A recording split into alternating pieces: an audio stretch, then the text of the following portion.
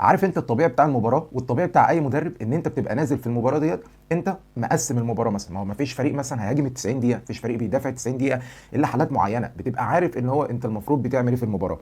فالمباراه بتبقى متقسمه بتكتيك مدرب. مباراه بقى باريس والبايرن، الفكره ان هي كانت متقسمه حسب اجواء الماتش، وتحديدا الكلام هنا على باريس وكريستوف جالديه. الفكره ان هو ما كانش يعني انت وانت بتتفرج على المباراه، انت شايف كل السيناريوهات اللي انت بتخليك تتفرج على المباراه، بس ده مش علشان تقسيمه المدرب للماتش، ده علشان الماتش مشي بالطريقه ديت. يعني انت بتحب الكوره، بتحب التكتيك، بتحب ان انت تتفرج على الكوره بنظره معينه، بتحب انت تستمتع، كل دوت انت شفته في المباراه ديت، حاجه اللي هو انت عشتها مع المباراه كلها. فكره معايا ان كريستوف جالديه هو نزل وقال ان هو يعتمد ان هو بيلعب قصاد باريس سان جيرمان، بيلعب قصاد بايرن ميونخ، فان هو هيستقبل اللعب ده مبدئيا كده وهيلعب على المرتده. تمام، انت هتستقبل اللعب نظرا ان فريق بايرن ميونخ اللي هو بيهاجم بالكتله الهجوميه بتاعته دي وبعناصره الكتيره جدا، فانت هتستقبل اللعب وهتبقى انت هادي ورا، فانت هتلعب على الكره اللي هي التحولات الهجوميه بتاعتك. الفكره بقى معايا ان هو في التحولات الهجوميه، هو عارف انت نيمار وميسي موجودين، فلعبوا لهم الكوره. ماذا بعد؟ اللي هو بعد كده بقى طب ايه اللي هيحصل بقى؟ هنعمل ايه بقى بعد ما نيمار وميسي تجيلهم الكوره؟ مفيش بقى الخطوه دي، مفيش حتى اللي هو الراجل اللي هو لما الكوره تيجي للاثنين دولت، ميسي مثلا كذا كوره ياخدهم، هو ميسي بياخدها وبعد كده يبص حواليه، مفيش اللاعب اللي هو هيجري له، مفيش اللاعب اللي هو هيتحرك له في المساحه ديت. عكس لما امبابي نزل الشوط الثاني والكوره اللي ميسي لعبها له انفراد اللي هو راح بيها. الفكره كلها كانت في الجزئيه ديت بالنسبه لباريس سان جيرمان، ان الكوره كانت بتجي لهم، بايرن ميونخ بيلعب بضغط متقدم جدا اللي هو من قبل بالظبط نص الملعب بتاع باريس سان جيرمان، لعيبه الثلاثه مدافعين بتوع بايرن ميونخ واقفين في ظهر دايما الثنائي اللي هو ميسي ونيمار، محجمين كل الخطوره بتاعه الاثنين دولت. ولما الكره بتجي لهم هو ما فيش اللعيبه اللي هي هتجري، ما فيش اللي هو الواحد اللي هو هيخترق وهو هيروح في المساحات مثلا اللي هتتساب ورا، عكس لما امبابي نزل في الشوط الثاني. فالفكره ان باريس في الشوط الاولاني هو ما جاش الماتش بتكنيك معين، اللي هو بس باريس الشوط الاولاني كان بيحاول ان هو يواجه الكل الزوايا بتاعت اي تمريرات هتتلعب في العمق لباريس سان جيرمان. فعلشان كده ناجلسمان بتاع بايرن ميونخ، الفكره كلها ان هو اللي كانوا هم بيهاجموا اصلا بعدد اكبر من الدفاع بتاع باريس سان جيرمان. فالفكره ان هو خلاص العمق ما بقاش نافع، بقيت بتشوف دايما في الشوط الاولاني ان كانسيلو بيلعب لكومان الناحيه الثانيه لما الملعب بيكون مايل في الناحيه اليمين، و كومان كان بيبقى موجود في الناحيه الشمال، كانت دايما الكره بتروح له كتير جدا. بس برده ماذا بعد؟ برده ما كانش فيه اللي هي الحركه اللي بتحصل اللي هي هتخلص المباراه، اللي هي هتجيب جون بمعنى صح، هتنهي الهجمه. وعناصر بايرن ميونخ في الشوط الاول كلهم كانوا بيحاولوا ان هم ماشيين بسيستم ان هو كله بيحاول يصنع الهدف لزميله، ما حدش اللي هو عايز هو اللي يجيب الهدف، او مش هنقول مش عايز، بس ما حدش فيهم اللي هو بيروح ان هو اللي يسجل هدف، لا كله بيصحى. حتى مواتنج المهاجم هو دوره ان هو يجيب الهدف، انما كان في اغلب الوقت هو بيحاول يسحب المدافعين علشان يفضي مساحه، ودوت زي اللي حصل في كره الهدف الاول لما نيجي نتكلم عليها.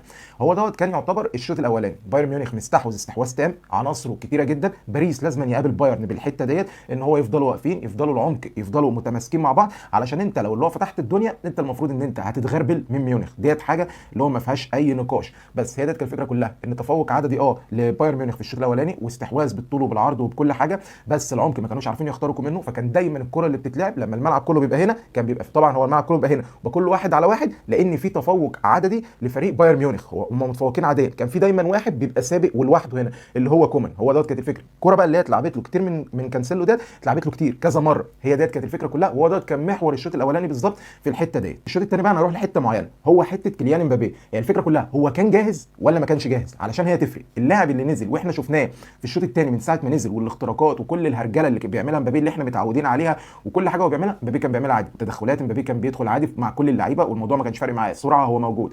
طيب هو بقى على اساس ايه امبابي ما كانش موجود؟ ما هو انت الطريقه اللي انت قابلت بيها زي ما اتفقنا، قابلت بيها بايرن ميونخ من الشوط الاولاني، الطريقه ديت كانت مناسبه جدا لو امبابي كان موجود، انما امبابي ما كانش موجود. فالفكره بقى ان هو لما نزل الشوط الثاني هو غير الشكل، راح باريس سان جيرمان لغايه الدقيقه 75 في الشوط الثاني، باريس سان جيرمان ما كانش شاط تسديده واحده على مرمى ميونخ.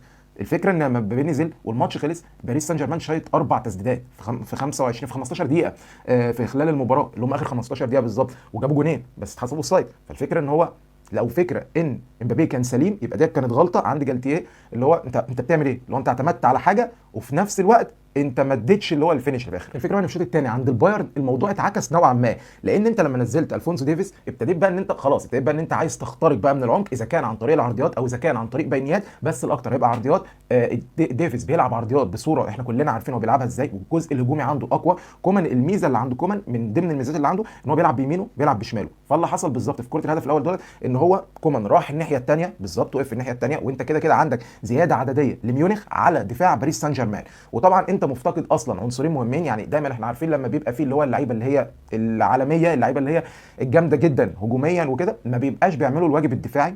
هيقول لك اللي هو دلوقتي هيرجعوا يدافعوا، هي ديت الفكره كلها. فكنت دايما انت اصلا ناقص لاعبين اللي هو نيمار وميسي في الجزء الهجومي دوت، انت ناقصهم. فانت كمان عندك خلاص، انت كده عندك عجز في الجزء الدفاعي دوت في حتت معينه. الفكره بقى كلها ان لما لعب ديفيس اللي هو العرضيه، انت عندك ثلاثه من لعيبه ميونخ، علشان الكره ديت لو حد مثلا هيحملها لمدافعين باريس سان جيرمان اللي هي كره الهدف، لا هي الفكره مش في مدافعين باريس سان جيرمان، هي الفكره في المدرب اللي كان واقف على الخط. لان انت ساعتها انت شفت ان بايرن ميونخ ابتدى يعتمد على الكره ديت، وابتدى يعتمد على العرضيات بالشكل ده، وهم عندهم تفوق عددي عليك. فالفكره كلها ان هم انت اللي كنت محتاج ان انت ترجع لاعب معين هو اللي هيكون موجود في الزياده العدديه اللي هيعملها ميونخ لما كومان بيروح الناحيه الثانيه. الفكره كلها ان هي اتلعبت الثلاثه، كل لاعب رحل مع لاعب لبايرن ميونخ، كل واحد من مدافعين باريس سان جيرمان رحل مع لاعب لبايرن ميونخ. اللي حصل ان كومان كان لوحده، جه وراح حاططها على طول فيرست تايم وتسجل الهدف الاول. هي ديت كانت الفكره كلها بتاعه بايرن ميونخ. بايرن ميونخ في الاول كان بيحاول ان هو كله بيصنع لبعضه، بعد والاختراقات من العمق مش نافعه. في الشوط الثاني الموضوع ابتدى يتبدل شويه. هي ديت كانت الفكره كلها مع بايرن ميونخ، مع كمان ان في تكاسل من بعض لاعبيه كانت في الشوط الاول، اللي هو ما بيعملوش اللي المفروض يتعمل هجوميا، اللي هو زي سانيه اللي هو ما كانش بيروح كتير، ما كانش اللي هو بيعمل اللي المفروض يعمله هجوميا. ده اشبه يعني اكتر حاجه تقدر توضحها عن سانيه في المباراه، وتحديدا في الشوط الاول. عايز اتكلم عن ثلاث لعيبه بالظبط في باريس سان جيرمان، اهمهم راموس. انا راموس يعني انا بتفرج على مباريات لباريس سان جيرمان في الدوري كذا مباراه بس مش كتير. الفكره بقى كلها ان راموس دوت يعتبر احسن مباراه انا شفتها لراموس من ساعه ما بروح باريس سان جيرمان، اللي هو ده راموس اللي انا عارفه. راموس على فكره لولا في المباراه بتاعه بايرن ميونخ ديت، كان بايرن ميونخ كان سجل اكتر من هدف، وكان نهى الماتش اصلا بدري، عارف اللي هو هينهي اصلا من استاد حديقه الامراء، اللي هو ما كانش هيبقى فيه اصلا عوده هناك. هي ديت الفكره كلها. لا راموس امبارح اللي هو عارف اللي هو رجعت شخصيه راموس، فجاه لقيتها بتطلع، فجاه لقيت راموس موجود. راموس بالنسبه لي هو كان احسن لاعب في باريس سان جيرمان ككل. بالنسبه لمندش، الفكره كلها ان هو دفاعيا مش الاقوى، انما هجوميا لما خد اللي هو المساحه اللي هو خدها في الشوط الثاني، لا هو طلع وراح عدى واحد على واحد، كان في مراوغات صحيحه، هو اعلى لاعب تقريبا مراوغات صحيحه من باريس سان جيرمان. الفكره كلها ان هو ابتدى يروح، ابتدى يعمل خطوره كبيره جدا، بيعدي، صنع هدف اتلغى تمام، بس اللي هو صنع الهدف ذات نفسه. فكره ان هو مندش اللي هو عارف اللي هو تحول، اللي هو انت بتقول ان هو مثلا من اسوأ اللاعبين اللي موجودين في باريس سان جيرمان في الشوط الاول. الشوط الثاني لا انت ما بتشوفش دوت خالص، انت بتشوف ان هو لاعب هجوميا كان قوي جدا، وكان من افضل اللعيبه اللي موجوده في المباراه والباريس سان جيرمان خصوصا في الشوط الاولاني، في الشوط الثاني عفوا. هي ديت الفكره كلها. وعلى الناحيه الثانيه فيراتي، انا تقريبا فيراتي كان اكتر لاعب في باريس محسسني ان هو بيلعب بهدوء، محسسني ان هو بيلعب هو عارف هو بيعمل ايه، عارف اللي هو نقل الكرات كان بيعملها بطريقه مميزه جدا، وكان عارف يتعامل مع كل حاجه. كل ما الكره تجيله هو عارف هو يلعبها التمريره اللي هي الطوليه، يلعبها التمريره بالعرض. هو كان مميز جدا في الحاجات ديت في المباراه. فهم دول بالنسبه لي كانوا افضل ثلاث لعيبه في باريس سان جيرمان في المباراه كلها. بايرن استحق المباراه، استحق المباراه ده من وجهه نظري، واعتقد من وجهه نظر معظم الناس. لعب مباراه تكتيكيا كويسه جدا، لعب اللي هو بالضغط اللي هو المرتفع اللي كان بيعمله، والسداسي اللي كان موجود، كانوا بيمنعوا اي زاويه تمرير لباريس سان جيرمان. باريس سان جيرمان كان بيحاول ان هو يقفل دوت، كان ناجح فيه بصوره كبيره جدا لغايه الحركه اللي هي حصلت في الشوط الثاني بتاعه ديفيز بالظبط. هي ديت اللي هي يعني هي ديت اللي هدت الطريقه بتاعه باريس سان جيرمان الدفاعيه. اما عن الطريقه اما عن الهجوم طبعا احنا اتكلمنا في الموضوع دوت، وقلنا ايه السبب، ان هو ما كانش فيه اللاعب اللي هو هيخلص لك قدام، اللي هو هيروح في الحته اللي انت سايبها له، اللي هو كان نيمار وميسي، مفيش الثاني اللي هو هيخترق بينهم. وان مبابي لو هو ما كانش سليم 100%، هي ديت الفكره كلها، لو هو مش سليم 100% وانت كنت خايف عليه ان هو ينزل، خصوصا مع كوب بايرن ميونخ. صح، كوب بايرن ميونخ البدنيه اللي كانت عامل كبير جدا في الشوط الاولاني، وان هي كانت الالتحامات مع نيمار وميسي، وفي نفس الوقت في الشوط الثاني قوتهم برده البدنيه وقوه عناصر ميونخ البدنيه يعتبر كلهم بتخليهم ان هم يبقى عندهم عارف اللي هو ايه خطوه زياده عن معظم الفرق ان هم بيلعبوها. ديت حاجه تحسب لهم. فلو انت ريحت مبابي في بدايه المباراه علشان الجزء دوت